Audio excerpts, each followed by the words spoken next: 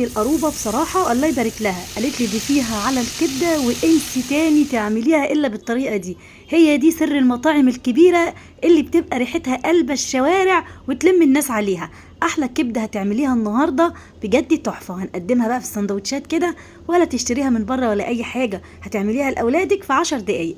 تعالي نشوف عملنا الكبده الجميله دي ازاي، وايه هو السر بتاع المطاعم الكبيره اللي بتضيفوا عليها بتخليها في حته تانية. يلا بينا بس نسمي بالله ونصلي على رسول الله ونخش النهارده في مقاديرنا على طول. لو انت اول مره تشوفيني يا قمر بالله عليكي تعملي لايك وشير للفيديو ومتابعه في الصفحه لو اول مره تشوفيني. طب يلا بينا نشوف عملنا ايه. بصي بقى، اول حاجه هنا عندي فلفل الوان، همسكه كده هقطعه، هاخد بس كده يعني من كل قرن فلفل كده هاخد حته صغيره، مش عايزه كتير، بس برضو عشان يعني العين بتاكل قبل الفم يا جماعه، تمام.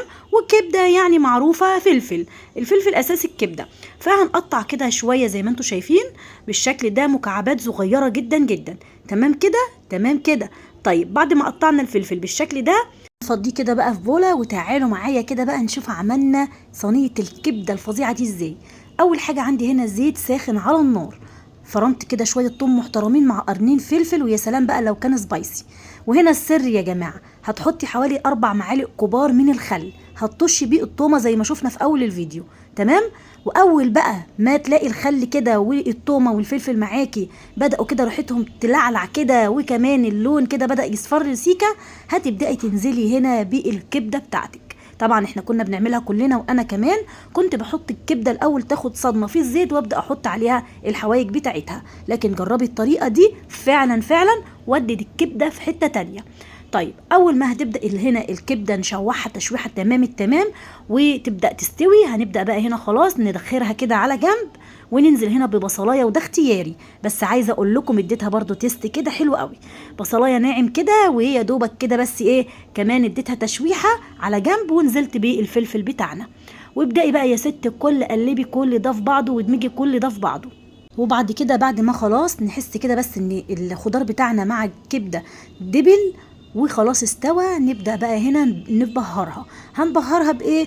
عبارة عن شوية الملح بتاعنا حسب طبعا الملح اللي بتحطيه، شوية من الكمون وشوية من الفلفل الأسود وحبة صغيرين من البابريكا، بس كده. الكبدة يا جماعة مش بتحتاج توابل كتير إطلاقا، بس عايزة أقول لكم فعلا إضافة الخل في المرحلة دي بجد روعة. انا كنت ممكن في الاول صح بحط معلقه خل او عصره ليمونه على الكبده وهي نيه لسه وابدا اطشها كده في الزيت، لكن بجد طشه الخل مع التومه والفلفل في الاول كده مع ربع كوبايه من الخل، يعني بتكتريه شويه، بيخلي الكبده معاكي في حته تانية. وعلى فكره الطعم بتاعه ما بيبانش خالص، بس فعلا اكنك بتاكلي الكبده من اكبر مطاعم فيك يا مصر، حاجه كده خطيره. هنبدا هنا بقى نعبيها كده في السندوتشات بتاعتنا بالشكل ده. وكمان انا عملت هنا زي ما انتم شايفين طحينه، طبعا الكبده يعني طحينه يا جماعه بقى، وفلفل اخضر وليمون وحاجات الحبشتكنات بتاعتها دي. وعلى فكره الطحينه انا اللي عاملاها في البيت، لو انتم عايزيني اعملها لكم وصفه اكتبوا لي في الكومنتات.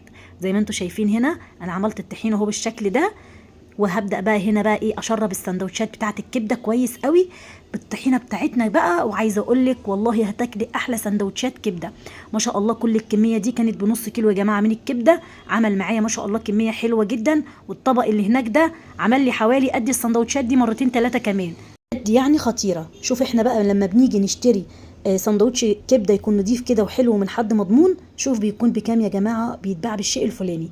هاتي نص كيلو كبده يا ست الكل واعملي لاولادك احلى سندوتشات بالطريقه دي. تجربيها ان شاء الله هتعجبك جدا جدا، وهتكتبي لي في الكومنتات وتقولي لي تسلم ايدك يا رشا، وهرد عليك واقول لك وانت كمان تسلم ايدك يا ست الكل. بصوا بقى هنا بقى يا سلام، تنسيش بقى تعملي بقى لايك وشير للفيديو، مع الف سلامه.